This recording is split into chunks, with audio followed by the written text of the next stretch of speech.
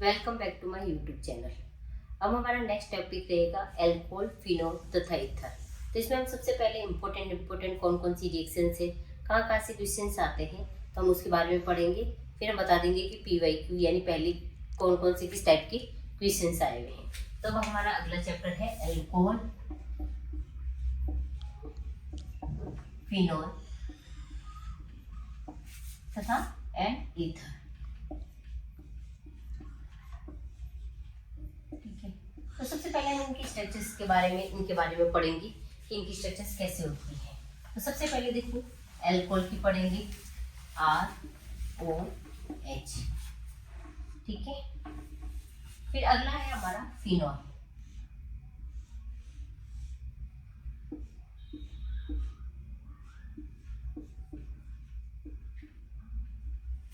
Next है हमारा ether, ठीक है। ये तो हो जाएगा हमारा एल्कोहल, ये हमारा हो जाएगा फिनॉल, और ये हमारा हो जाएगा ईथर।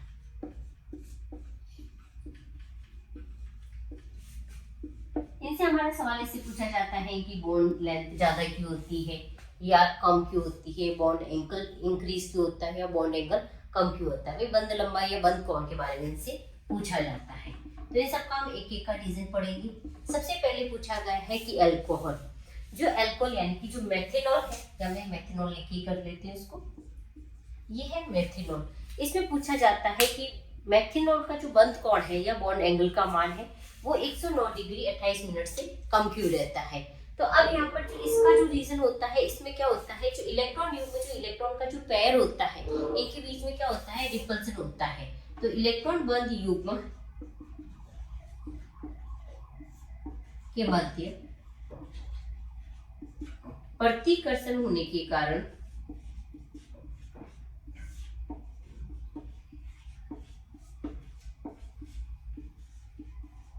इनका बंद कोण का मान क्या हो जाता है, कम हो जाता है। बंद कोण का मान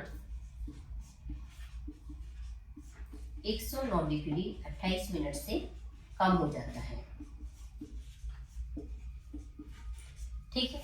और इनके बीच की जो बंद लंबाई होती है यहाँ पर वो कितनी होती है, 142 पिकोमीटर हो जाती है। अब हमारे बारे में पूछा जाता है कि फिनॉल का जो बंद कोण है, भाई अल्कोहल की तुलना में जो फिनॉल है, फिनॉल का जो बंद कोण है या बंद लंबाई है वो कम क्यों हो जाती है। इसकी जो बंद लंबाई है वो ज्यादा होती है, जबकि इसकी जो बंद लंबाई है वो क्या होती है, कम हो जाती है। तो अब इसमें क्या हो जाता है कि जो इसकी बंद लंबाई है अपने को पता है, टिकल के इसके बीच में क्या हो जाता है, अनुनाद आ जाता है। तो अनुनाद की वजह से जो कार्बन और ऑक्सीजन है, भाई यहाँ से H निकलेगा, ये लॉन पेयर क्या करेगा, यहाँ पर पाई बॉन्ड बनाएगा, और ये पाई बॉन्ड क्या करता है, आगे नेगेटिव चार्ज बनाता है। इस तरीके से ये अनुनाद दिखाता है। तो इस अनुनाद की वजह से इस कार्बन और ऑक्सीजन के बीच में क्या होता है, पार्शियली डबल बॉन्ड आ जाता है। इस पार्शियली डबल बॉन्ड की वजह से फिनॉल का बंद लंबाई जो है वो क्या हो जाती है, कम हो जाती है। तो इसका रीजन क्या हो जाएगा, अनुनाद के कारण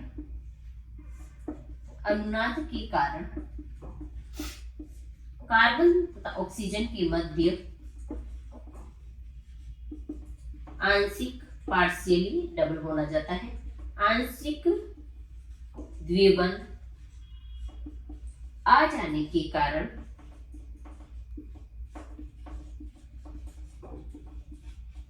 इनकी बंद लंबाई क्या होती है, कम हो जाती है। अल्कोहल और फिनॉल में तो किसका पूछा जाएगा, बंद लंबाई का। तो इसका रीजन क्या हो जाएगा, अनुनाद की वजह से इसकी बंद लंबाई कम हो जाती है। अब पूछा जाए अल्कोहल और ईथर में, ईथर का बंद कोण का मान क्या होता है, बहुत ज्यादा अधिक हो जाता है। तो इसका रीजन क्या होता है, ये दो बड़े एल्किल समूह होते हैं, इन एल्किल समूह में क्या हो जाता है, प्रतिकर्षण हो जाता है। तो प्रतिकर्षण होगा तो क्या होंगे, ये दूर दूर जाएंगे। जब ये दूर दूर जाएंगे तो इनके बीच का जो बंद कोण का मान है वो क्या हो जाता है, अधिक हो जाता है। तो इसका जो बंद कोण का मान है वो 109 डिग्री 28 मिनट से अधिक हो जाता है। तो इसमें लिखा जाएगा दो बड़े, भाई जैसे जैसे ग्रुप की जगह एथिल प्रोपिल आ जाएंगे तो वैसे वैसे प्रतिकर्षण भी क्या होगा, बढ़ता जाएगा और बंद कोण का मान भी बढ़ता जाएगा। तो दो बड़े एल्किल समूह के मध्य समूह के मध्य प्रतिकर्षण होने के कारण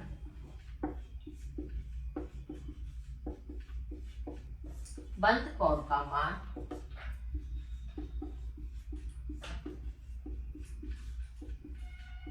109 डिग्री 28 मिनट से अधिक हो जाता है। तो इसके बीच में क्या हो जाएगा, इलेक्ट्रॉन पेयर के बीच में जो रिपल्सन होता है इसकी वजह से का जो बॉन्ड एंगल है वो क्या हो जाता है, कम हो जाता है। जबकि इनके दो एल्किल ग्रुप के बीच में प्रतिकर्षण होगा तो ये मैग्नीट्यूड दूर जाएंगे, तो इसके बीच का जो बॉन्ड एंगल है वो क्या हो जाएगा, बढ़ जाएगा। जबकि इसके बीच का जो बॉन्ड एंगल है वो क्या हो जाता है, कम हो जाता है। ठीक है, तो इनमें से कोई भी क्वेश्चन पूछा जा सकता है कि ईथर के बंद कोण का मान अधिक क्यों होता है, कारण बताइए। या पूछा जाए कि अल्कोहल के बंद कोण का मान कम क्यों होता है, या फिर पूछा जाए कि फिनोल की जो बंद लंबाई है वो कम क्यों होती है। तो इनमें से कोई भी एक क्वेश्चन पूछा जा सकता है। तो मैंने तीनों को एक साथ लेके बता दिया। नेक्स्ट अगला हमारा सवाल है कि अल्कोहल को बनाने की विधियों में कौन कौन सी विधि हमारी इंपॉर्टेंट है। तो हम सबसे पहले तो बनाएंगे एल्कीन से। तो अब बनाने की विधियों में जो जो इंपॉर्टेंट है हम उन्हीं को लेंगे, क्योंकि हमारा रैपिड डिवीजन है, कम टाइम में हम ज्यादा से ज्यादा कैसे कवर करें। तो जो जो रिएक्शंस इंपॉर्टेंट होंगे हम उसके बारे में पढ़ेंगे। तो प्रिपरेशन ऑफ एल्कोहल,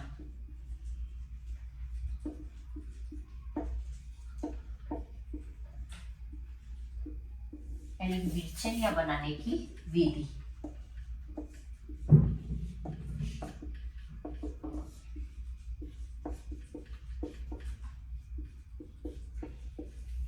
तो सबसे पहले हम पढ़ते हैं असममित एल्कीन की बात। तो हमने पिछले चैप्टर में भी बताया कि जब भी असममित एल्कीन दिखती है हमारे माइंड में हमेशा मार्कोनिकोव और एंटी मार्कोनिकोव ध्यान में आना चाहिए। जब भी हमारी एल्कीन की बात आती है कहीं पे भी, तो हमें ये ध्यान देखना है कि वो मार्कोनिकोव होगी या एंटी मार्कोनिकोव होगी। तो हमने कहा कि हमें सिर्फ दो ही केस में, अभी जैसे हम ज्यादा डिटेल में नहीं जाते, हम यहाँ पर दो ही चीजों में ध्यान रखेंगे। अगर HBr के साथ में पेरोक्साइड दिख जाए या फिर हमारे पास BH3 बोरेशन हाइड्रोबोरेशन ऑक्सीडेशन दिख जाती है, इन दो कंडीशन में हमें एंटी मार्कोनिकोव करवानी है। ऐसे तो और भी अलग अलग कंसेप्ट है, मैकेनिज्म के अकॉर्डिंग बताते हैं कि ये मार्कोनिकोव या एंटी मार्कोनिकोव होगी। और हमारा रैपिड डिवीजन हमें कम टाइम में कैसे क्लिक करवाना है, तो उसके लिए ध्यान में रखना है कि अगर HBr के साथ पेरोक्साइड दिख जाए या हाइड्रोबोरेशन ऑक्सीडेशन में BH3 या B2H6 दिख जाता है, तो हमें क्या करवानी है, एंटी मार्कोनिकोव करवानी है। अदरवाइज हम सभी में क्या करवाएंगे, मार्कोनिकोव रिएक्शन करवाएंगे। तो अब हम इसकी रिएक्शन जल के साथ करवाएंगे। तो ये वाली रिएक्शन कैसी हो जाएगी हमारी, मार्कोनिकोव। तो हमने मार्कोनिकोव के लिए क्या बोला था, वैसे तो मैकेनिज्म के हिसाब से प्लस और माइनस आता है वैसे करते हैं, पर हमें डायरेक्ट याद में रखना है कि जो एल्कीन है उस एल्कीन में जहां डबल बॉन्ड के पास वाला जो हाइड्रोजन है उसमें जहां हाइड्रोजन जाता है वहां तो हमें क्या जोड़नी है, हाइड्रोजन जोड़नी है, और जहां हाइड्रोजन कम है वहां पर बचा हुआ रिमेनिंग ग्रुप जोड़ना है। तो अब यहाँ पर देखो ये हाइड्रोजन है तो ये CH2 जाता है, तो यहाँ पर क्या जुड़ जाएगी H, और दूसरे वाले पे क्या जुड़ जाएगा, OH जुड़ जाएगा। CH3 CH single bond CH2, यहाँ तो कौन जुड़ जाएगी H, और यहाँ कौन जुड़ जाएगी OH जुड़ जाएगी। तो मार्कोनिकोव और एंटी मार्कोनिकोव में ये वाली रिएक्शन ध्यान रख लेना। अब अगली हमारी रिएक्शन है हाइड्रोबोरेशन ऑक्सीडेशन। तो पहले हमारी इंपॉर्टेंट रिएक्शन जो हो जाती है वो हो जाएगी हाइड्रोबोरेशन ऑक्सीकरण रिएक्शन। हाइड्रोबोरेशन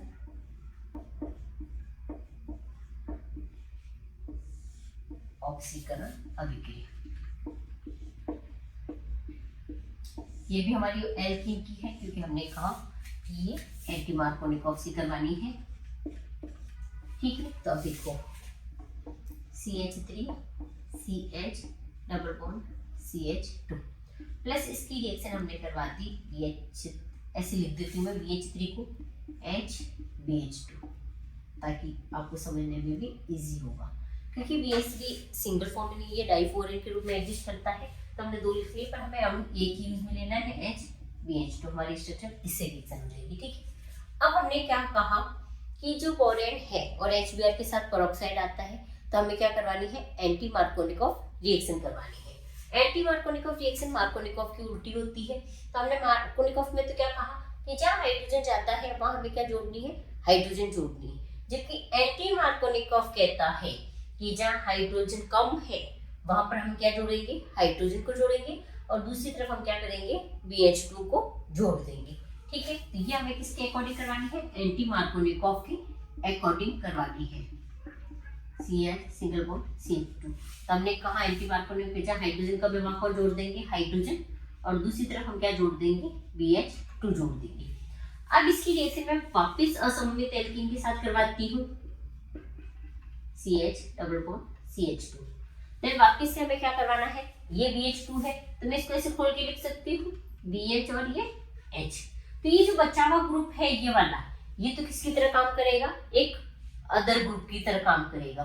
फिर हमें असममित एल्कीन में क्या ध्यान रखना है कि जहाँ हाइड्रोजन कम है वहां हमें कौन जोड़ना है, हाइड्रोजन जोड़ना है। तो जो बचा हुआ ग्रुप है ये वाला, इस ग्रुप को हम क्या करेंगे, एक साथ अदर ग्रुप के रूप में जोड़ देंगे। तो यहाँ पर क्या बच गया, BH और बच्चा हुआ ग्रुप जोड़ देंगे CH2 CH2 CH3। फिर इस बोरोन के पास हमें क्या दिख रहा है, हाइड्रोजन दिख रही है। तो फिर हम इसकी रिएक्शन वापस किसके साथ करवाएंगे, असममित एल्कीन के साथ करवाएंगे, CH3 CH double bond CH2। तो हम क्या कहेंगे, एंटी मार्कोनिकॉफ के अकॉर्डिंग जहाँ हाइड्रोजन कम है वहां क्या जोड़ देंगे, हाइड्रोजन को जोड़ देंगे। इसको मैं इस तरीके से भी लिख सकती हूँ, ये लो।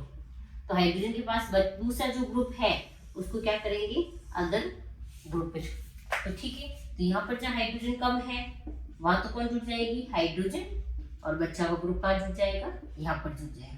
तो बोरॉन, इस बोरॉन के पास कितने ग्रुप जुड़े हुए हैं, 2 जुड़े हुए हैं।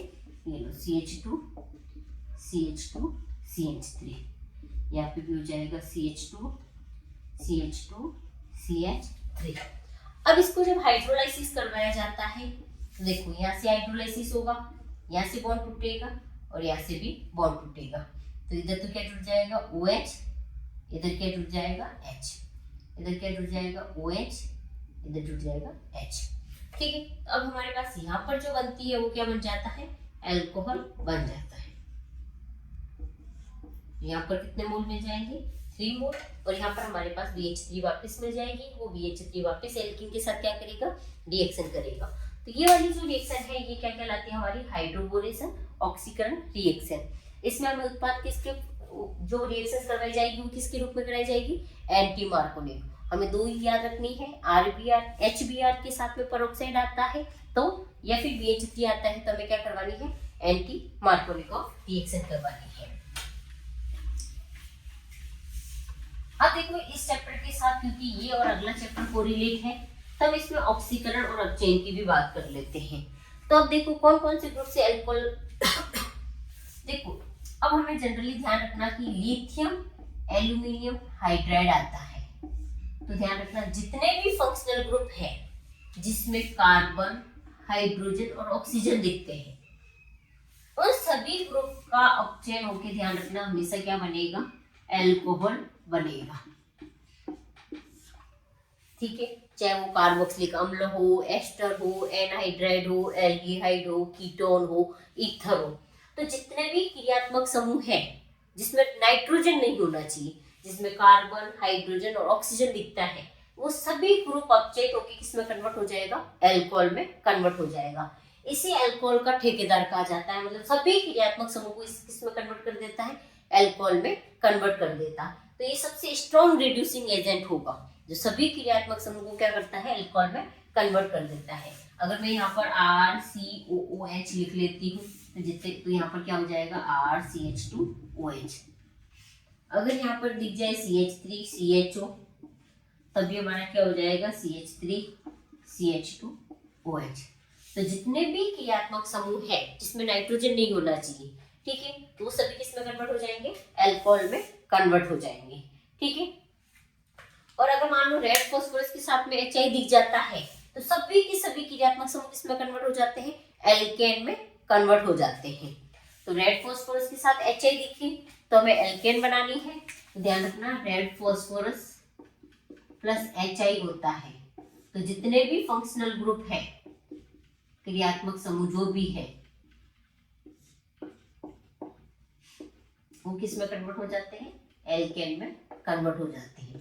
तो ये तो हाइड्रोकार्बन सभी क्रियात्मक समूह को किसमें कन्वर्ट कर देता है, हाइड्रोकार्बन में। और लिथियम एल्यूमिनियम हाइड्राइड, अगर इसकी बात करें तो ये सभी क्रियात्मक समूह को किसमें कन्वर्ट कर देता है, एल्कोहल में कन्वर्ट कर देता है।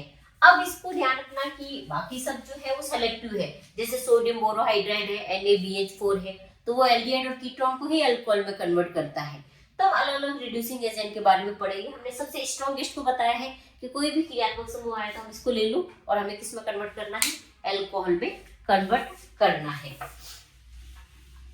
इसके अलावा कौन कौन से रिड्यूसिंग एजेंट हम यूज में ले सकते हैं, हम उसकी बात कर लेते हैं। अब देखो यहाँ पर जो है निकल, Pd और पैलेडियम भी ले सकते हैं हाइड्रोजन के साथ में, ये भी क्या करेगा, अपचयन का काम करेगा। सोडियम बोरोहाइड्राइड है, ये सिर्फ एल्डिहाइड और कीटोन जो है उसको जो है, और सेलेक्टिव कुछ ग्रुप है उनको एल्कोहल में कन्वर्ट करता है। सोडियम अमलगम है, NaHG है, ये भी जो है अपचयन करने का काम करता है।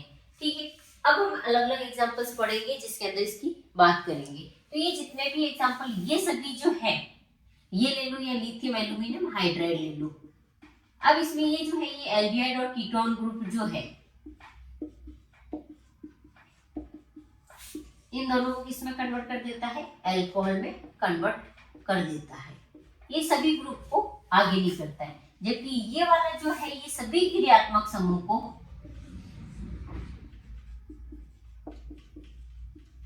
सभी क्रियात्मक समूह जिसमें कार्बन हाइड्रोजन ऑक्सीजन होती है उसको किसमें कन्वर्ट कर देता है, एल्कोहल में कन्वर्ट कर देता है। देखिए बच्चे हुए जो है ये सेलेक्टिव को करते हैं, जैसे आगे से आगे, जिससे पहले अम्ल है तो उसको पहले एल्डिहाइड कीटोन में कन्वर्ट करेगा, फिर एल्डिहाइड कीटोन को किस में कन्वर्ट करेगा, एल्कोहल में करेगा। तो ये तो स्टेप बाय स्टेप चलेगा। जबकि लिथियम एल्यूमिनियम हाइड्राइड है वो आगे से ऑक्सीडाइज होकर उसका फाइनल जो प्रोडक्ट बनेगा वो क्या बनेगा, एल्कोहल बनेगा। अब इसमें ध्यान रखना कि जो प्राथमिक जो एल्डिहाइड है, जो एल्डिहाइड है वो तो बनाएगा प्राइमरी एल्कोहल, जबकि जो कीटोन है वो किसको बनाएगा, सेकेंडरी एल्कोहल बनाने के लिए यूज में लिया जाएगा। ठीक है,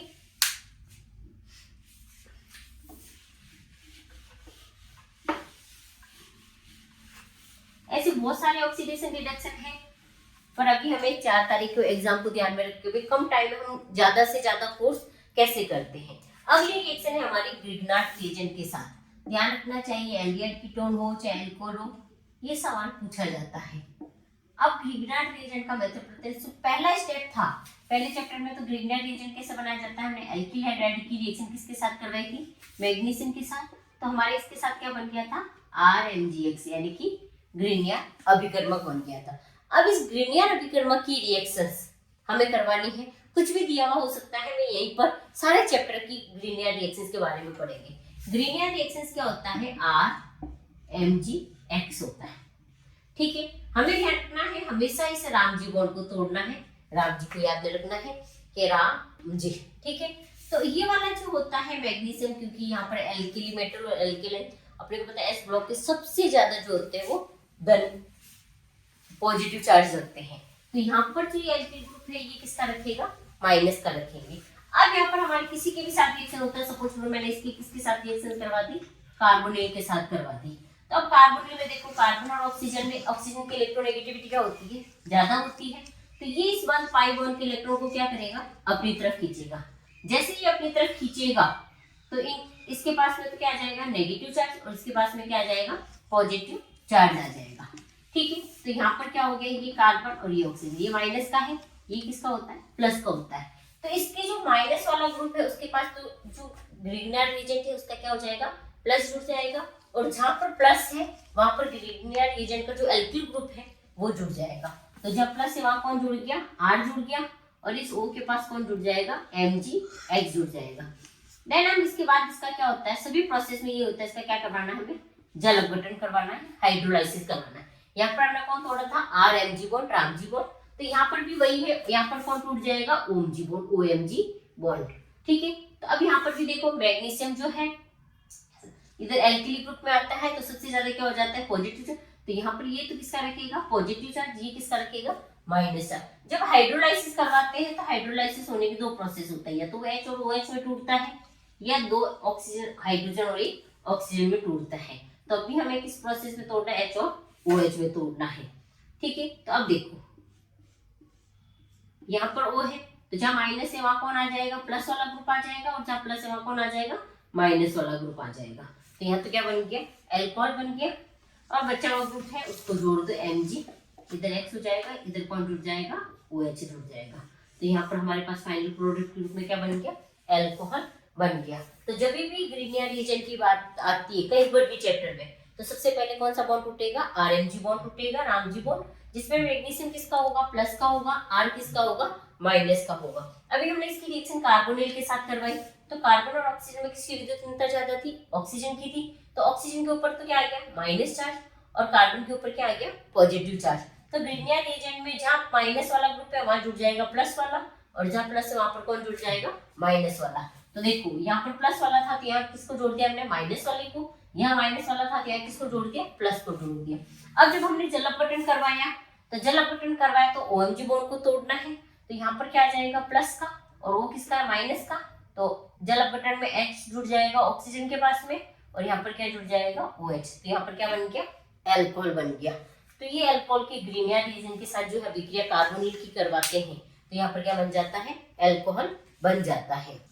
ठीक है, तो हमने एल्कोहल की बनाने की जो जो इंपॉर्टेंट रिएक्शन थी उसको पढ़ ली। अब फिनोल को बनाने की कौन कौन सी इंपॉर्टेंट रिएक्शन है उसकी बात करेंगे। तो प्रिपरेशन ऑफ फिनोल,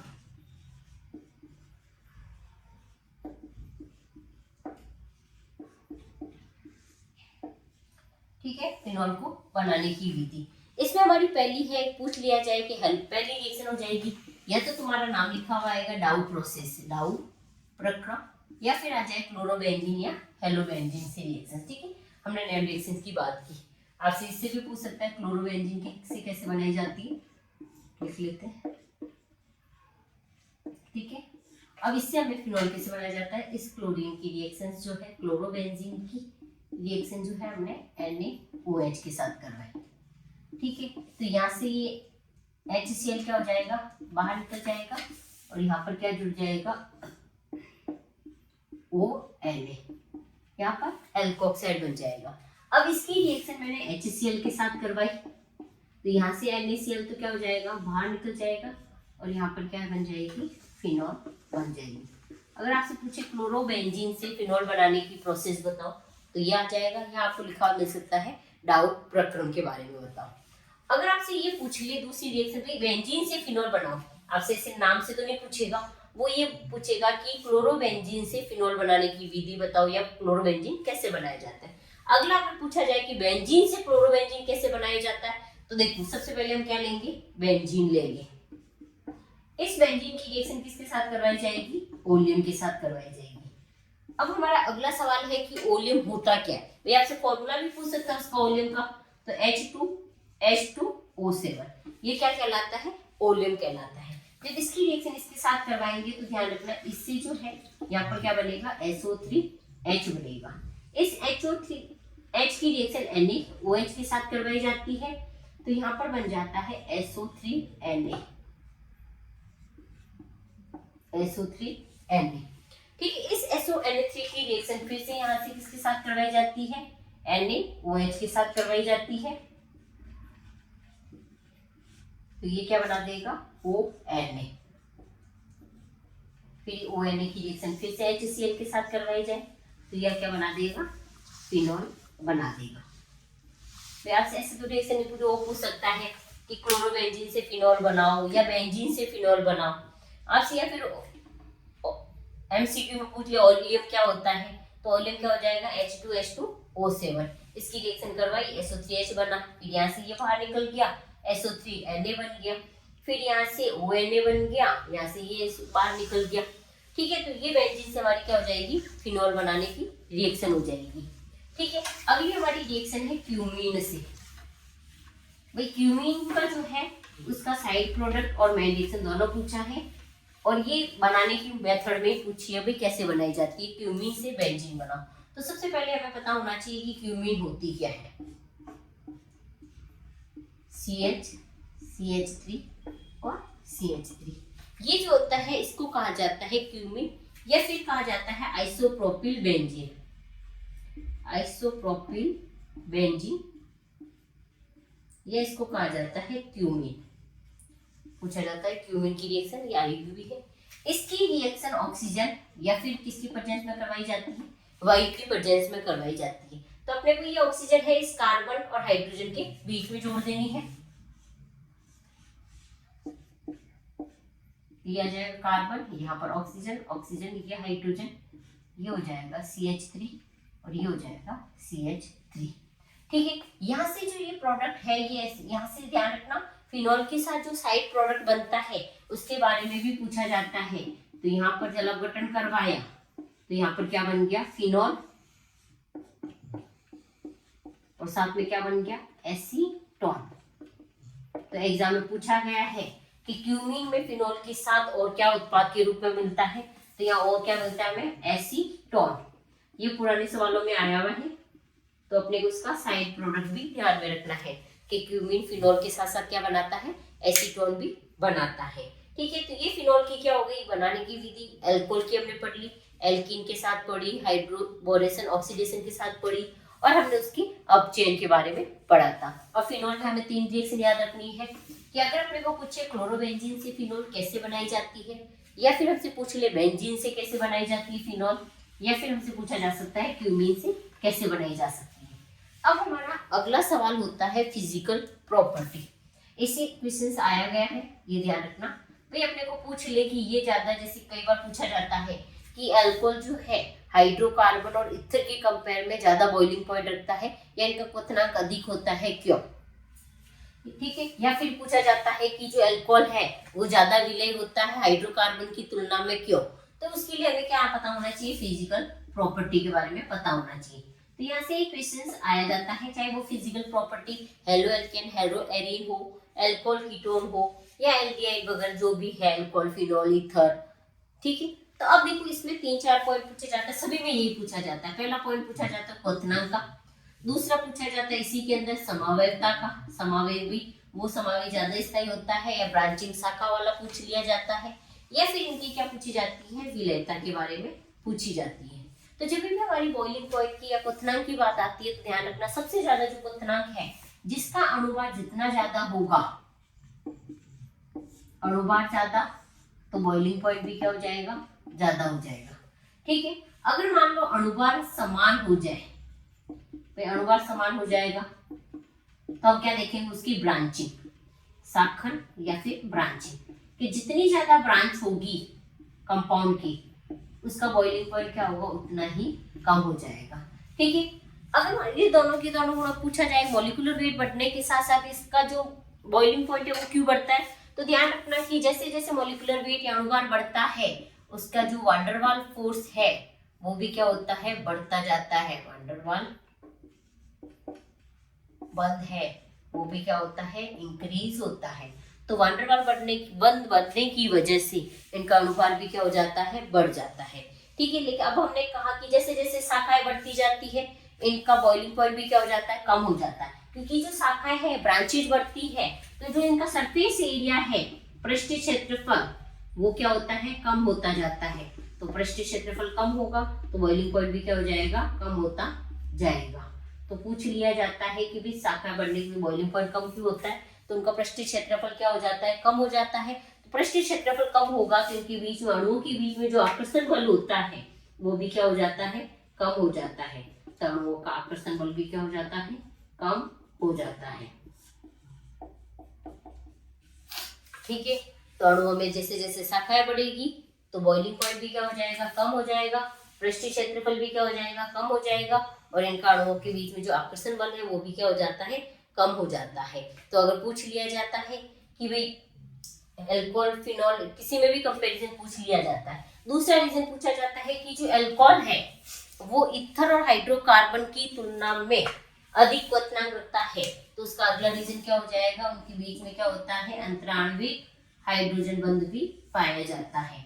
तो अल्कोहल में जो होता है हाइड्रोजन बंध बनाने की प्रवृत्ति होने की वजह से उनकी जो बॉइलिंग पॉइंट वो भी क्या होता है? ज्यादा हो जाता है। तो अगर बॉइलिंग पॉइंट का ऑर्डर पूछा जाए तो सबसे ज्यादा बॉइलिंग पॉइंट किसका हो जाएगा, एल्कोहल का, फिर किसका हो जाएगा, ईथर का, और फिर किसका हो जाएगा, हाइड्रोकार्बन का। ठीक है। अब अगला सवाल पूछा जाता है कि एल्कोहल जो है वो अपने हाइड्रोकार्बन की तुलना में ज्यादा विलय होते हैं, क्यों? तो ध्यान रखना, उसके बीच में जो एल्कोहल होते हैं वो इंटरमोलिक्यूलर हाइड्रोजन बॉन्ड रखते हैं, जबकि हाइड्रोकार्बन जो होते हैं उनके बीच में कोई भी हाइड्रोजन बंध उपस्थित नहीं होता है। तो एल्कोहल में तो क्या हो जाएगा, इंटरमोलिक्यूलर अंतराण्विक हाइड्रोजन बंध उपस्थित होता है, जबकि हाइड्रोकार्बन के अंदर किसी भी प्रकार का हाइड्रोजन बंध उपस्थित नहीं होता है। तो अगला जो सवाल है, अगर कोई विलयता पूछा या पूछा जाता है समावयवी जो एल्कोहल है, समावयवी अल्कोहल का मतलब हो जाता है आइसो, नियो, 2 डिग्री 3 डिग्री, जो हम समावयवता के बारे में पढ़ते आए हैं, क्रियात्मक समूह या स्थिति समावयवता या शाखाएं वाला है। ठीक है। अब अगला सवाल हो जाता है कि अगला हमारा केमिकल प्रॉपर्टी से रिलेटेड है, तो अगला हो जाएगा हमारा केमिकल प्रॉपर्टीज।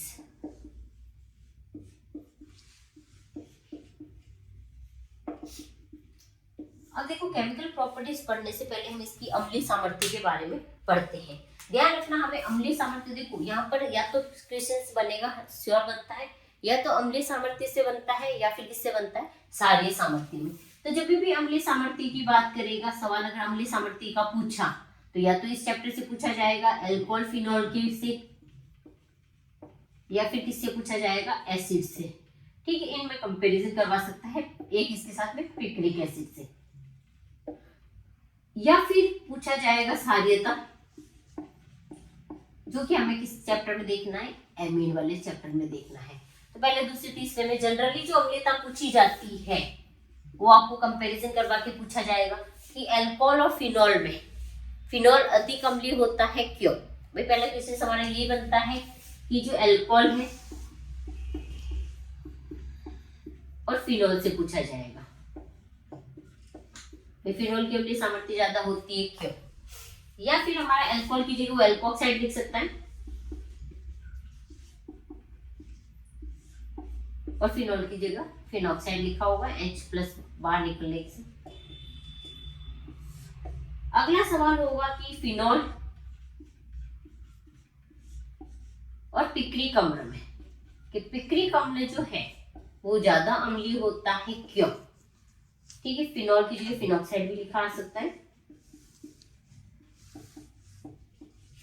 या फिर पूछा जाएगा फिनॉक्साइड तथा कार्बोक्सिलेट आयन, कार्बोक्सिल अम्ल भी पूछ सकता है, फिनॉक्साइड तथा कार्बोक्सिलेट आयन। या कोई भी क्रियात्मक समूह के साथ कोई और ग्रुप जोड़ दे, जैसे अम्ल दिए तो उनके साथ फ्लोरो क्लोरो या कोई अल्किल ग्रुप जोड़ दे और आपको उनमें इंक्रीजिंग या डिक्रीजिंग ऑर्डर पूछ ले अम्लता का। इनमें से आपको ये है कि इनमें से कोई भी एक क्वेश्चन जो है अगर अम्लता से पूछा तो इनमें से पूछेगा, और क्षारीयता में पूछा तो फिर उनका क्रम पूछ लेगा। भाई मैथिल ग्रुप है, मैथिल एमीन है, ये ज्यादा क्षारीय होता है अमोनिया से, अमोनिया से ज्यादा क्षारीय होता है एनिलीन।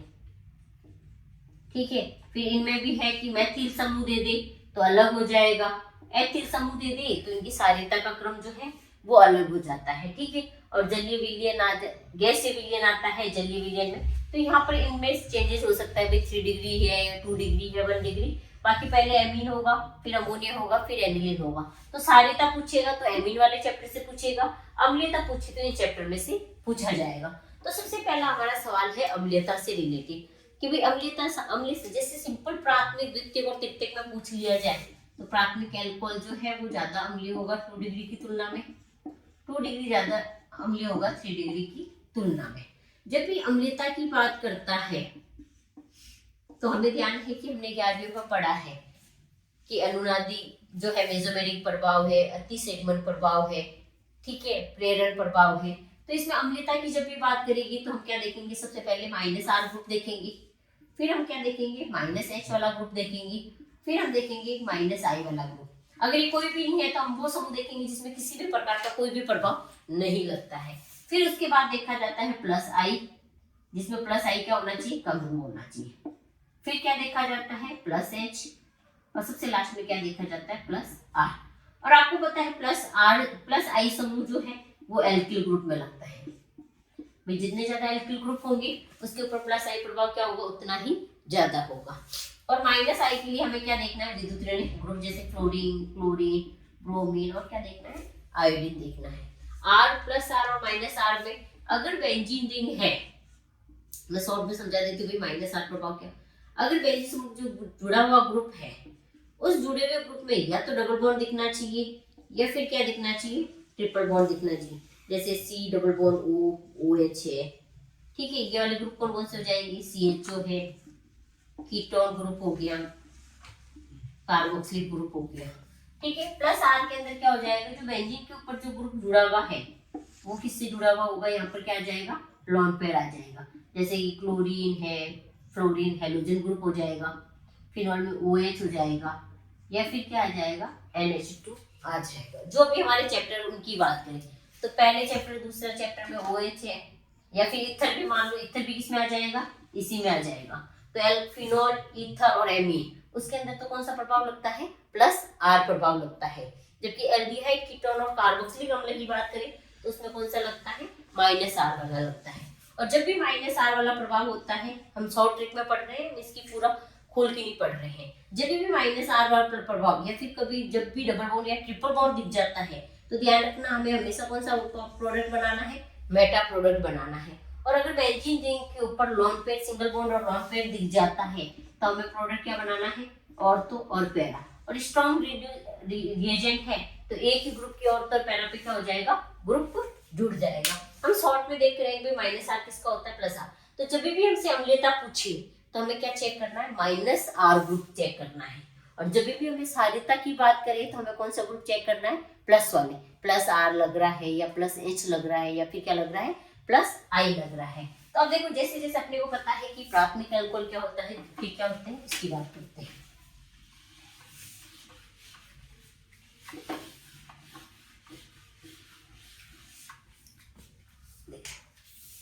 CH3 OH ये प्राथमिक हो जाएगा,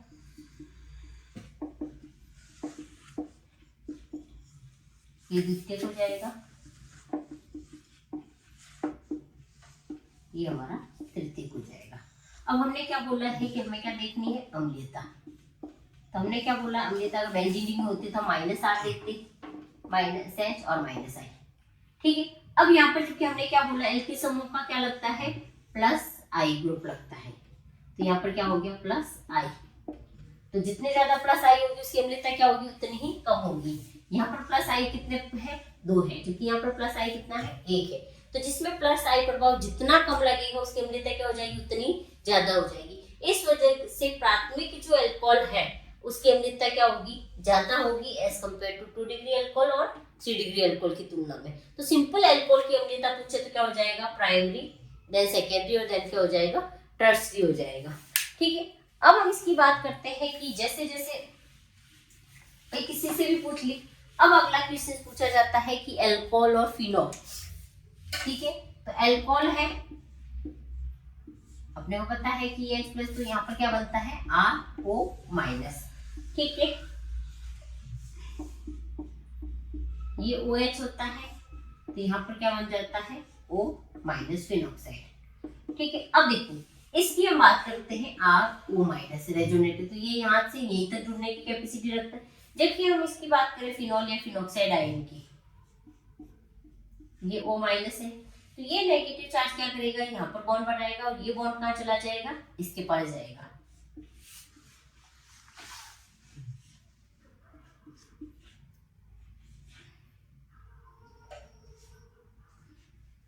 ठीक है। जहां हमने बॉन्ड छोड़ा है हमें वही बात करनी है। तो ये क्या करेगा, यहाँ पर पाई बॉन्ड बनाएगा। अब ये पाई बॉन्ड क्या करेगा, यहाँ पर नेगेटिव चार्ज बना देगा,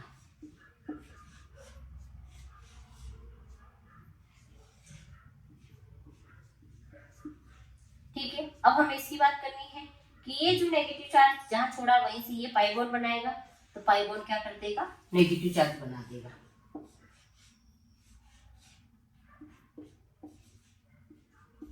ये वापस बॉन्ड नेगेटिव चार्ज या बॉन्ड बनाएगा, ये बॉन्ड यहाँ चला। यहाँ पर सिर्फ और सिर्फ बंध में चेंजेस हुआ है, किसी भी एटम में किसी प्रकार का कोई चेंजेस नहीं हुआ है। जहाँ सिंगल बॉन्ड था वहाँ डबल बॉन्ड आ गया, जहाँ डबल बॉन्ड था वहां पर सिंगल बॉन्ड आ गया। तो यहाँ पर जो है तो अब इनमें पूछा जाए एल्कोक्साइड और फिनॉक्साइड में ज्यादा अम्लीय कौन हो जाएगा? फिनॉक्साइड हो जाएगा। क्यों? तो कह देना फिनॉक्साइड जो है वो क्या करता है? अनुनादी संरचनाएं बनाता है और इसकी वजह से इनकी जो है कार्बन एक ऊपर क्या आ जाता है? नेगेटिव चार्ज आता है। इसकी वजह से इनका इलेक्ट्रॉन घनत्व क्या हो जाता है? बढ़ जाता है। तो अब ये वाला जो है अल्कोहल और फिनॉल में अगर कंपैरिजन पूछे तो क्या हो जाएगा? इनका अनुनादी प्रभाव के बारे में बात कर लेंगे। देखो इसके अलावा एक हमने बात करी थी पहले चैप्टर में भी, ल्यूकास रिएजेंट की बात करी थी। तो ल्यूकास रिएजेंट जो है वो क्या काम करता है? ZnCl2 प्लस HCl है, ये निर्जल है, एनहाइड्रस है। ये क्या करता है? अल्कोहल को किस में कन्वर्ट कर देता है? एल्किल हैलाइड में। अब हमने कहा था कि जो ये ल्यूकास रिएजेंट होता है, ये ल्यूकास रिएजेंट है जो प्राथमिक, द्वितीयक और तृतीयक अल्कोहल में विभेद करता है। जो तृतीयक अल्कोहल है वो तृतीयक अल्कोहल तो क्या करेगा? फटाफट से रिएक्शन करके क्या करेगा? धुंधलापन दे देगा। जबकि 2 डिग्री है, उस 2 डिग्री को होने में थोड़ा सा टाइम लगेगा, सोच सकते हैं वो 5 मिनट में क्या करेगा? रिएक्शन करेगा। जबकि जो प्राइमरी है वो प्राइमरी जो रिएक्शन है उसको करने में बहुत समय लगता है। और ये रिएक्शन गर्म करेंगे, गर्म करने के बाद कितने मिनट में ये रिएक्शन करेगा? 30 मिनट में। ये भी कब? जब गर्म करेंगे। ठंडा होगा तो उसको बहुत सारा टाइम लगेगा। तो जब भी हम निर्जल ZnCl2 plus HCl Lucas reagent डालते हैं तो तृतीयक अल्कोहल तो क्या होगा? फटाफट से किस में कन्वर्ट हो जाएगा? एल्किल हैलाइड में। जबकि 2 डिग्री को होने में कितना टाइम लगेगा? 5 मिनट। प्राइमरी जो होता है उसको बहुत टाइम लगता है, लेकिन अगर गर्म कर दे तो उसको आधा घंटा लग सकता है। तो इस प्रकार से हम इनको क्या कर सकते हैं? डिफ्रेंशिएट कर सकते हैं या फिर क्या कर सकते हैं? विभेदित कर सकते हैं। अब अगला क्वेश्चन आता है हमारा निर्जलीकरण। यहाँ से भी क्वेश्चन आता है, इंपोर्टेंट भी है वो। देखो निर्जलीकरण, निर्जलीकरण का मतलब होता है हमें जल का अणु बाहर निकालना। अब जो निर्जलीकरण है, इस निर्जलीकरण को करवाने के लिए ध्यान रखना H2SO4 यूज में लिया सकता है, TiO2 थोरियम ऑक्साइड यूज में लिया सकता है, H3PO4 फॉस्फोरिक एसिड का यूज में लिया जा सकता है। अब देखो इनको कराने के लिए जो भी है रिएक्शन CH3CH2OH, इस रिएक्शन को अपने को ध्यान में रखना है कि टेम्परेचर से इनके ऊपर फर्क पड़ता है। अगर टेम्परेचर 413 यहाँ पर आता है 443, H2SO4 ही आएगा, H2SO4 ही आएगा। अब ध्यान रखना इसके अंदर इन दोनों टेम्परेचर अलग अलग टेम्परेचर होने की वजह से इनकी रिएक्शन में फर्क आ सकता है। यहाँ पर इसका एल्यूमिनियम ऑक्साइड Al2O3 भी ले सकते हैं। अब देखो अगर हमारे पास टेम्परेचर कम है तो हमें ध्यान रखना है अल्कोहल की 2 मोल, यहाँ पर लिखा हुआ नहीं होगा, हमें समझ के करना होगा कि जब भी टेम्परेचर कम होगा हमें इनके 2 मोल लेने हैं, CH3CH2OH, CH, ठीक है। हमने यहाँ पर निकालना दोनों में ही जल का अणु बाहर है, पर जब टेम्परेचर कम होगा तो हम अल्कोहल के कितने मोल लेंगे? 2 मोल लेंगे। तो एक अल्कोहल का तो हाइड्रोजन और दूसरे अल्कोहल का क्या हो जाएगा? OH बाहर निकल जाएगा। तो बचा हुआ ग्रुप हम क्या करेंगे? जोड़ देंगे। तो यहाँ पर क्या मिल जाएगा? हमें ईथर मिल जाएगा, CH3CH2O CH2CH3, ठीक है। अगर टेम्परेचर हाई है तो हमें एक ही मोल लेना है, उसी मोल का एक का तो OH और बीटा कार्बन का जो हाइड्रोजन है उसको हमें क्या करना है? बाहर निकालना। तो मैं इसको इस तरीके से भी लिख सकती हूँ, ये लो H, तो ये H और ये क्या निकल जाएगा? OH निकल जाएगा। तो टेम्परेचर ज्यादा होगा तो हमें अल्कोहल का एक ही मोल लेना है, जबकि अगर टेम्परेचर कम वाला है तो हमें अल्कोहल के कितने मोल लेने हैं? 2 मोल लेने हैं। तो यहाँ पर जो है ज्यादा टेम्परेचर वाला है, वहां पर हमने 1 मोल लिया, तो यहाँ पर हमारे पास क्या बन जाएगी? एल्कीन बनेगी। जबकि जो कम टेम्परेचर वाला है जिसमें हमने अल्कोहल के 2 मोल लिए हैं, वहां से जल का अणु बाहर निकला है, तो वहां पर हमारा क्या बन गया? ईथर बन गया, ठीक है। तो ये रिएक्शन ध्यान रखना, ये टेम्परेचर कंफ्यूजन करते हैं, तो कोई भी एक रिएक्शन पूछ सकता है, कई बार हमारा कंफ्यूजन हो जाता है, तो इसको थोड़ा सा माइंड में रखना है। अगला हमारा है ऑक्सीकरण।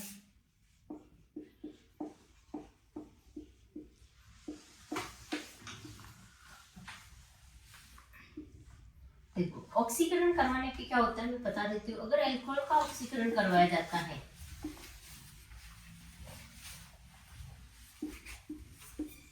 ध्यान रखना, अल्कोहल के ऑक्सीडेशन से क्या बनता है? कार्बोनिल, और कार्बोनिल का ऑक्सीकरण करवाया जाता है तो क्या बनता है, कार्बोक्सिलिक अम्ल।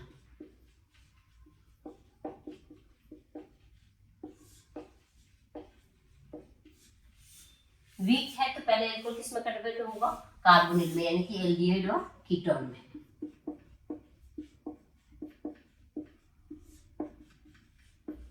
फिर उसका ऑक्सीकरण करवाएगा तो किसमें कन्वर्ट हो जाएगा, कार्बोक्सिलिक अम्ल में।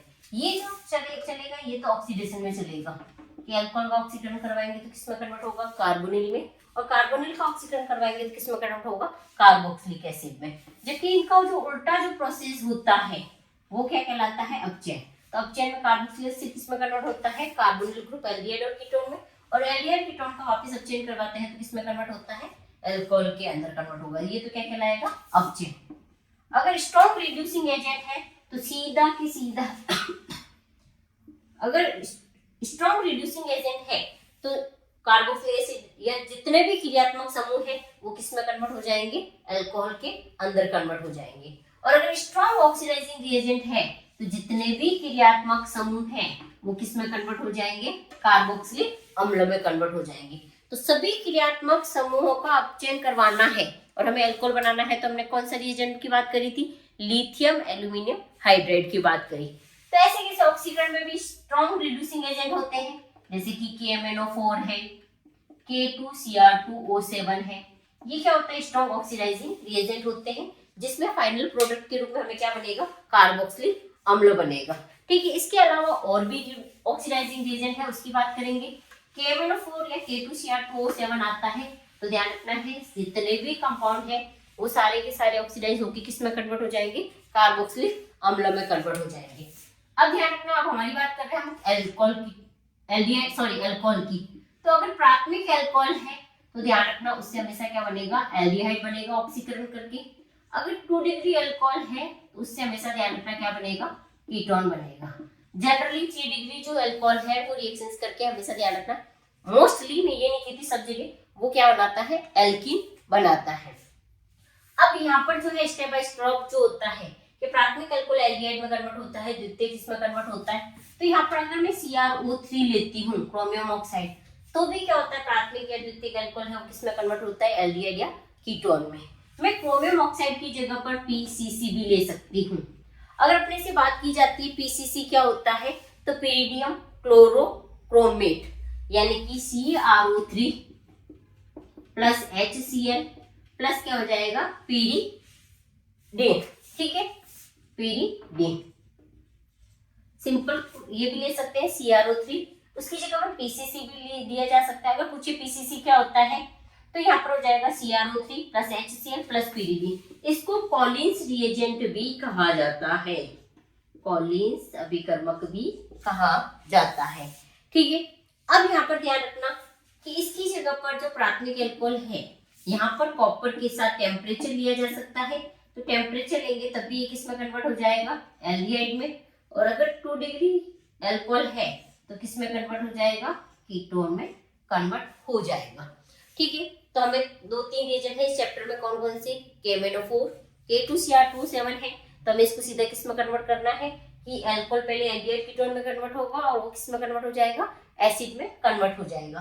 क्रोमियम ऑक्साइड लिया है तो भी अल्कोहल किसमें कन्वर्ट होता है, कार्बोनिल ग्रुप में।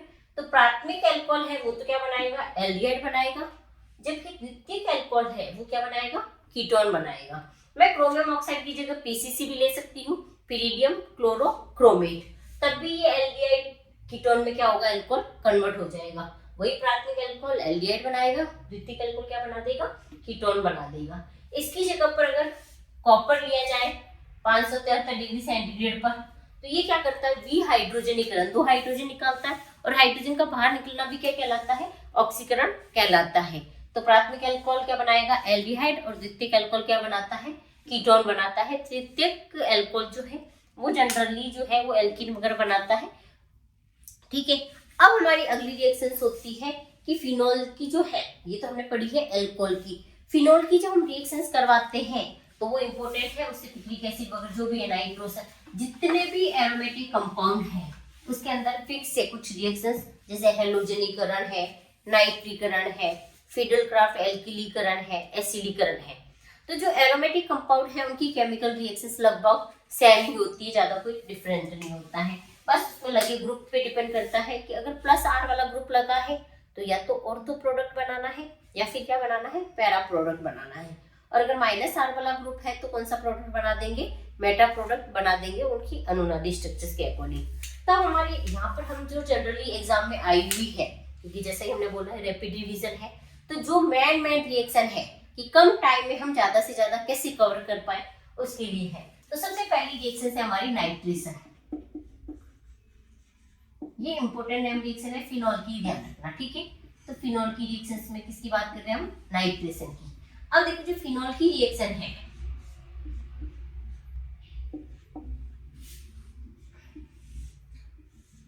अगर यहाँ पर लिखा हुआ है डाइल्यूट HNO3, इसकी H2SO4 के साथ, या फिर लिखा आता है कंसंट्रेट HNO3, ठीक है। अब यहाँ पर ध्यान रखना, कंसंट्रेट सांद्र स्ट्रॉन्गेस्ट होता है H2SO4 के साथ रिएक्शन। अब हमने कहा कि प्लस आर, हमने कहा बेंजीन के ऊपर लगा हुआ जो ग्रुप है उस पर लोन पेयर होता है, तो हमें क्या प्रोडक्ट बनाना है, ऑर्थो और पैरा। क्योंकि अगर हम इनकी रेजोनेटिंग स्ट्रक्चर बनाते हैं तो जो रिंग है, इस रिंग के जो कार्बन इसके ऊपर कौन सा चार्ज आता है, नेगेटिव चार्ज आता है। और जितनी भी जो एरोमेटिक कंपाउंड की रिएक्शन है, जो बेंजीन की रिएक्शन है, वो कैसी होती है, इलेक्ट्रोफिलिक होती है। तो इस माइनस पे इलेक्ट्रोफिलिक का कौन सा ग्रुप आके जुड़ता है, प्लस वाला जुड़ता है। तो जनरली आपने देखा होगा इसकी जो रेजोनेटिंग स्ट्रक्चर होती है, इसमें जो नेगेटिव चार्ज है वो या तो ऑर्थो पे आता है या फिर किस पे आता है, पैरा पर आता है। इसलिए इसमें इलेक्ट्रोफाइल जो है वो या तो ऑर्थो पे जुड़ेगा या किस पे जुड़ेगा, पैरा पर जुड़ेगा। अब हमने इसमें बात की है कि अगर स्ट्रॉन्ग रिएजेंट, देखो कंसंट्रेट HNO3 लिया, ये कैसा होता है, स्ट्रॉन्ग होता है। डाइल्यूट वाला कैसा होता है, वीक रिएजेंट होता है। तो इसमें क्या होगा, या तो ऑर्थो प्रोडक्ट बनेगा, OH है, तो ये जो है इसके साथ रिएक्शंस करेगा, तो इसमें इलेक्ट्रोफाइल क्या बनता है, NO2 प्लस का बनता है, ठीक है। क्योंकि यहाँ से OH और यहाँ से H क्या होता है, जल का अणु बाहर निकल, तो यहाँ पर NO2 या तो यहाँ पर जुड़ेगा ऑर्थो पे या फिर किस पे जुड़ेगा, पैरा पर जुड़ेगा। भाई वीक रिएजेंट होगा तो ऑर्थो अलग से बनेगा और पैरा अलग से बनेगा। और अगर स्ट्रॉन्गेस्ट रिएजेंट है तो एक ही बेंजीन रिंग की ऑर्थो और पैरा पर क्या हो जाएगा, NO2 ग्रुप आकर जुड़ जाएगा। तो ये भी ऑर्थो पोजीशन है, ये पैरा पोजीशन है, और ये क्या हो जाएगी, ऑर्थो पोजीशन। इसको क्या कहा जाता है, पिक्रिक अम्ल। अब देखो हमारा ये है फिनॉल और ये हमारा पिक्रिक अम्ल। हमने एक विषय स्टार्टिंग में बोला था कि फिनॉल की तुलना में पिक्रिक अम्ल जो है वो अधिक अम्लीय होता है। अम्ल है पर इसका मतलब ये नहीं कि अम्ल का मतलब क्या, COH जुड़े, यहाँ पर NO2 ग्रुप जुड़े हुए हैं। इन दोनों में कंपैरिजन किया जाए तो देखो यहाँ पर भी ये वाली स्ट्रक्चर्स है और यहाँ पर भी ये वाली स्ट्रक्चर्स बनी हुई है। अब हमने कहा कि जब भी हमारी अम्लता की बात करते हैं तो हमें अम्लता के अंदर हमेशा कौन से ग्रुप देखने हैं, माइनस वाले, जैसे -R, -H, और कौन सा देखना है, -I। तो अब देखो इस NO2 का, इस NO2 में क्या होता है, डबल बॉन्ड है और ये ऑक्सीजन है। और हमने कहा किसी में भी डबल या ट्रिपल बॉन्ड होता है तो उसमें हमेशा क्या होता है, -R। तो यहाँ पर भी ये वाला ग्रुप भी जो है वो कैसा है, इलेक्ट्रॉन विड्रॉइंग ग्रुप है, -R। ये वाला भी क्या है, -R, ये वाला भी क्या है, -R। इसमें तीन -R वाले ग्रुप होने की वजह से, इलेक्ट्रॉन विड्रॉइंग ग्रुप होने की वजह से पिक्रिक अम्ल की जो अम्लता होती है वो क्या होती है, ज्यादा होती है। तो फिनॉल और पिक्रिक अम्ल में पूछा जाए ज्यादा अम्लीय कौन होगा, पिक्रिक अम्ल। क्यों, क्योंकि इसमें NO2 का इलेक्ट्रॉन विड्रॉइंग इफेक्ट लगने की वजह से इनकी अम्लता क्या हो जाती है, इंक्रीज हो जाती है। तो अगर आपको डाइल्यूट HNO3 दिया हुआ है तो या तो आप ऑर्थो बनाओगे या फिर आप क्या बनाओगे, पैरा बनाओगे। अब देखो इन दोनों में पूछा जाए ज्यादा कौन सा है, तो आपको पता है कि ये वाला जो है ऑर्थो वाला, ये बनाता है इंट्रामोलिक्यूलर हाइड्रोजन बॉन्डिंग। इसको स्ट्रक्चर को मैं इस तरीके से खोलती हूँ तो ये इस तरीके से बनता है। तो यहाँ पर क्या होता है, खुद के ही ऑर्थो फिनॉल के ग्रुप जो है वो नाइट्रो के साथ क्या करता है, हाइड्रोजन बना देता है। और खुद की स्ट्रक्चर्स में ही हाइड्रोजन बॉन्ड बनाता है तो उसको क्या कहा जाता है, अंतः या अंतरा आणविक हाइड्रोजन बॉन्डिंग, इंट्रामोलिक्यूलर। और इसके पैरा के 2 मोल लिए जाते हैं, यहाँ पर वापस फिनॉल लिया जाएगा। तो यहाँ पर जो ऑक्सीजन और हाइड्रोजन के बीच में बॉन्ड बनेगा, ये बॉन्ड कैसा कहलाता है, अंतर आणविक, या फिर क्या कहलाता है, इंटरमोलिक्यूलर हाइड्रोजन बॉन्ड। तो जो इंटरमोलिकुलर जो हाइड्रोजन बॉन्ड होता है, जो अलग अलग अणुओं के बीच में जो बंध बनता है, वो ज्यादा स्ट्रॉन्गेस्ट होता है एज कम्पेयर टू खुद के ग्रुप के साथ बनाए हुए। अगर पूछ ले और तो पैरा में ज्यादा स्ट्रॉन्गेस्ट कौन सा है या ज्यादा मेजर कौन सा बनता है, तो आप उसमें देख लेना कि वो इंटरमोलिकुलर हाइड्रोजन बॉन्डिंग है, और खुद के अणु के साथ ही बनाता है तो कैसा होता है, इंट्रामोलिकुलर हाइड्रोजन बॉन्डिंग। तो हमने 3-4 कंसेप्ट एक साथ पढ़ा है कि अगर डाइल्यूट HNO3 आता है तो या तो ऑर्थो प्रोडक्ट बनाएंगे या फिर क्या बनेगा, पैरा, 2 प्रोडक्ट बनाने हैं। और अगर कंसंट्रेट आ जाते हैं तो एक ही ग्रुप की ऑर्थो और पैरा पर क्या जुड़ जाएगा, NO2 जुड़ जाएगा। तो पहला तो प्रोडक्ट को लेके हो गया। अगर नेक्स्ट क्वेश्चन पूछे भी फिनोल और पिक्रिक अम्ल है, पिक्रिक अम्ल ज्यादा अम्लीय क्यों होता है, तो उसका रीजन क्या हो जाएगा कि इसका NO2 का इलेक्ट्रॉन विड्रॉइंग इफेक्ट यानी -R लगने की वजह से पिक्रिक अम्ल क्या हो जाता है, ज्यादा अम्लीय हो जाता है। अब पूछा जाता अगला सवाल कि ऑर्थो नाइट्रोफिनोल और पैरा नाइट्रोफिनोल है, उसमें ज्यादा स्थायी या ज्यादा स्टेबल कौन सा होता है, ज्यादा मेजर प्रोडक्ट कौन सा बनाता है, तो अपने को उसके अंदर, या फिर पूछ ले पैरा ज्यादा स्थायी होता है क्यों ऑर्थो की तुलना में, तो आप क्या बता दो उसके अंदर क्या होता है, इंटरमोलिकुलर हाइड्रोजन बॉन्डिंग होती है पैरा नाइट्रोफिनोल में, जबकि ऑर्थो नाइट्रोफिनोल होती है उसके अंदर कैसा होता है, इंट्रामोलिकुलर हाइड्रोजन बॉन्डिंग होती है। तो इससे रिलेटेड जितने भी कंसेप्ट थी हमने उसकी बात कर ली है।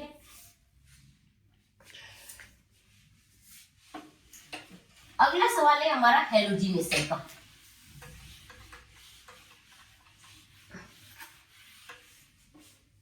हैलोजिनीकरण,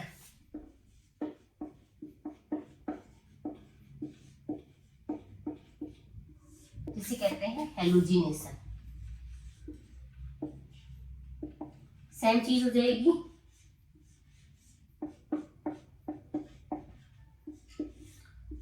अगर ब्रोमीन के साथ CH2 लिखा हुआ है या सिंगल Br2 आता है, तो CH2 आते तो ये क्या करेगा, क्रियाशीलता को कम कर देगा। तो इसको करते इसके पास क्या होगा, या तो ऑर्थो पोजीशन पे जुड़ेगा ब्रोमीन, या फिर किस पे जुड़ेगा, पैरा पर जुड़ेगा। जबकि जो Br2 है इसके अंदर क्या होगा, एक ही ऑर्थो और पैरा पोजीशन जो है उस पे क्या जुड़ जाएगा, ब्रोमीन जुड़ जाएगी। ठीक है, तो CH2 आ जाता है, ये रिएक्टिविटी को कम करता है, तो या तो ऑर्थो बनेगा या फिर क्या बनेगा, पैरा बनेगा। और कुछ भी नहीं लिखा हुआ है, सिंगल Br2 लिखा है, तो इसकी ऑर्थो और पैरा पर क्या हो जाएगा, ब्रोमीन आके जुड़ जाएगा। तो आपकी सबसे ज्यादा इंपॉर्टेंट तो है वो नाइट्रीकरण वाली है, क्योंकि उसमें पिक्रिक एसिड बनता है। पर हैलोजिनेशन में भी आ जाता है, ये रिएक्शन लिख के यहाँ पर लिख दे और ये खाली जगह जोड़ के आपको लिख दे कंप्लीट द रिएक्शन। तो आपको पता होना चाहिए कि CH2 आता है तो या तो ऑर्थो बनाएंगे या फिर क्या बनाएंगे, पैरा बनाएंगे। और सिंगली ब्रोमीन लिखाती है Br2, तो हमें क्या करनी, एक ही ऑर्थो और पैरा पे क्या करनी है, ब्रोमीन को जोड़ देंगे। अब इस चैप्टर से रिलेटेड कुछ नेम रिएक्शन है, जैसे कि राइमर-टिमान है, कॉल्बी रिएक्शन है। यस, ठीक है। अब देखो फिनोल की एक रिएक्शन है, इंपॉर्टेंट है, आपको इस तरीके से लिख के दे सकता है। इसकी रिएक्शन आपको जिंक करके दे दी और आपसे यहाँ पे पूछे रिएक्शंस को कंप्लीट करो। ये आपको लिखा हुआ दे सकते हैं, ये सब रज या जिंक रज के साथ अभिक्रिया।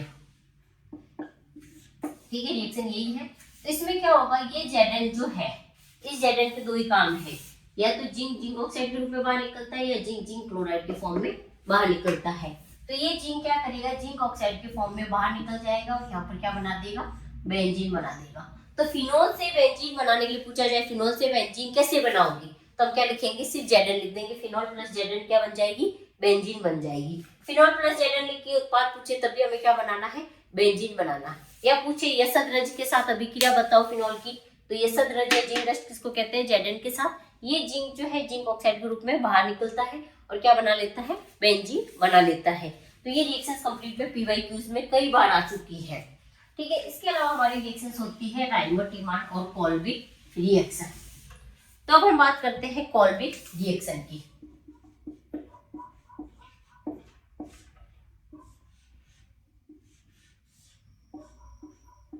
ये फिनोल है, इसकी रिएक्शन NaOH के साथ करवाई जाती है। देखो हम पहले फिनोल में क्या होता है, H निकाल के ये तो यहाँ से H और OH बाहर निकल जाएगा, यहाँ पर क्या बन जाएगी, ONa। इसकी रिएक्शन हमने CO2 के साथ करवाई। तो अब अपने को पता है OH है, तो या तो किस पे जुड़ेगा, ऑर्थो पे, या फिर किस पे जुड़ेगा, पैरा पर जुड़ेगा। तो अब इसकी रिएक्शन यहाँ पर करवाई, तो यहाँ पर जो है ONA, और यहाँ पर क्या जुड़ जाएगा, COOH जुड़ जाएगा। अब यहाँ पर इसको क्या करेंगे, डी प्रोटेक्ट करवा देंगे, तो ये वापस किसमें कन्वर्ट हो जाएगा, OH में, और यहाँ क्या जुड़ जाएगा, COOH। तो इससे क्या बनता है, सैलिसिलिक एसिड। सैलिसिलिक अम्ल, पूछा जाए फिनोल से सैलिसिलिक अम्ल कैसे बनाते हैं, तो कॉल्बी रिएक्शन से भी बनाई जा सकती है, और आगे हम राइमर पढ़ेंगे उससे भी बनाई जा सकती है। तो आपको पता है कि OH में हमेशा पहले किसी से भी रिएक्शन करवाते हैं, पहले यहाँ पर कैप लगा दी जाती है ताकि कोई भी जो रिएजेंट है वो इस पे आके नहीं जुड़े। तो इसको ऊपर कैप लगाने के लिए हमने क्या किया, NaOH के साथ रिएक्शंस करवा दी। तो यहाँ पर क्या होगा, ये धातु का एल्कोक्साइड, तो अब यहाँ पर कोई भी जो रिएजेंट है वो इस पे आक्रमण नहीं करके वो किस पे करेगा, या तो ऑर्थो पे करेगा या फिर किस पे करेगा, पैरा पे करेगा। और जैसे यहाँ पर रिएजेंट करेगा तो हमने इसका प्रोटेक्शन कर रखा है, तो इसको वापस इसे क्या कर देते हैं, डी प्रोटेक्ट कर देते हैं। ठीक है, इसलिए हमने इसकी रिएक्शन NaOH के साथ करवाई थी। तो कॉल्बी रिएक्शन का पहचान क्या है, को, तो यहाँ पर भी क्या आएगा, CO को। ठीक है, कई बार भी कंफ्यूजन होता है कि कॉल्बी में क्या करना है, तो CO को में, और यहाँ पर भी CO को ध्यान में रखना है। ठीक है, तो समझ में आ गई। पूछ ले जाए फिनोल से कार्बोक्सिलिक अम्ल बनाओ, सॉरी फिनोल से सैलिसिलिक अम्ल कैसे बनाया जाता है, तब भी यही है, और वो आपको ऐसे लिख के दे दे सीधा,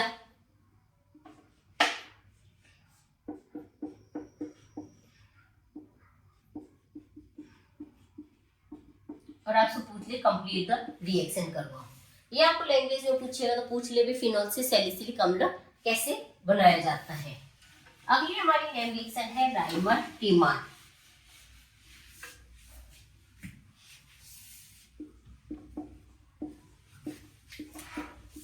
राइमर टीमान फिनोल की रिएक्शन जो है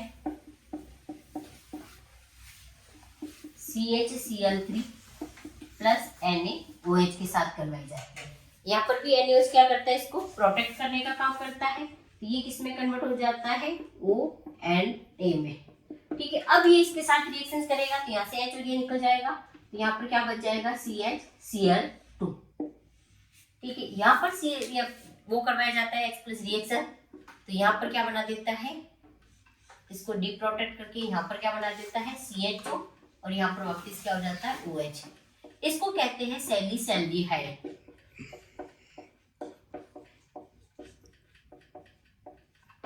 अगर क्लोरोफॉर्म लेते हैं तो ध्यान रखना सैलिसैल्डिहाइड बनता है। अगर मैं इस क्लोरोफॉर्म की जगह पर कार्बन टेट्राक्लोराइड ले लेती हूँ, NaOH ले लेती हूँ, तो ध्यान रखना यहाँ पर सैलिसिलिक अम्ल बनता है, तो यहाँ पर क्या बन जाएगा, COOH, और ये क्या बना लेगा, सैलिसिलिक एसिड। तो सैलिसिलिक अम्ल बनाने की दो विक्रिया हो जाएगी, एक तो हो जाएगी कॉल्बी अभिक्रिया, और दूसरी अभिक्रिया क्या हो जाएगी, हमारी राइमर टीमान अभिक्रिया हो जाएगी। यहाँ पर पहले मैं इसको CHO में कन्वर्ट करके भी डी प्रोटेक्ट करवा सकती, मैंने इसको डायरेक्ट भी करवा दिया, नहीं करो तो पूरी लिख लेते।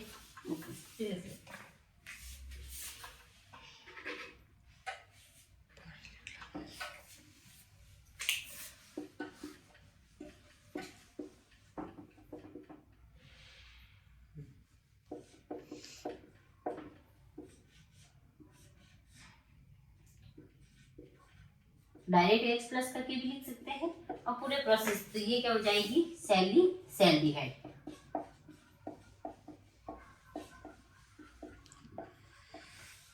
और मैं यहाँ से डायरेक्ट भी लिख सकती हूँ, कोई दिक्कत नहीं। और अगर मैं कार्बन टेट्राक्लोराइड ले लेती हूँ तो यहाँ पर क्या बन जाएगी, सैलिसिलिक अम्ल बन जाएगा। ठीक है,